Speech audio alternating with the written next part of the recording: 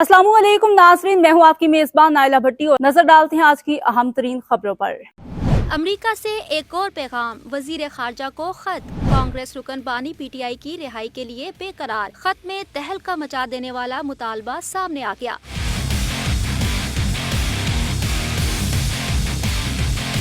इमरान खान की रिहाई के लिए अमरीकी अरकान कांग्रेस फिर बेकरार। वजीर खारजा को खत लिख दिया। अमरीकी अरकान कांग्रेस जो विल्सन और ऑगस्ट पिल्गर ने secretary of state Marco Rubio पर जोर दिया है कि वो पाकिस्तान तहरीक इंसाफ के बानी इमरान खान की रिहाई यकीनी बनाने के लिए पाकिस्तान के साथ बातचीत करें।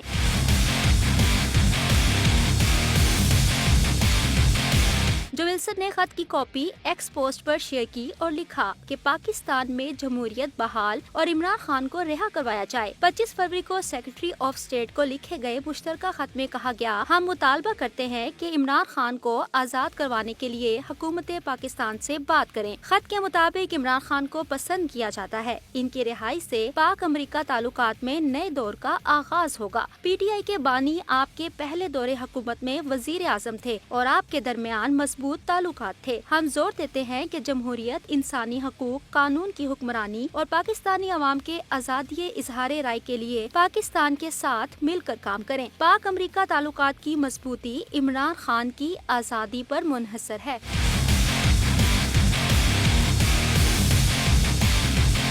जो विल्सन गुज़श्ता चंद हफ्तों के दौरान समाजी राब्ते की वेबसाइट एक्स पर मुतादिद पोस्ट पे इमरान खान की रिहाई का मुतालबा करते रहे हैं। बानी पीटीआई अगस्त 2023 से मुतादिद मुकदमात में गिरफ्तार हैं, जिन्हें वो सियासी करार देते हैं। इससे पहले भी वो खत लिख चुके हैं, लेकिन इनके खतूत की एक चीज मुश्तरक है, क्योंकि खतूत में एक ही तहरीर होती है जिसे मुख्तलिफ नामों से भिजवाया जाता है।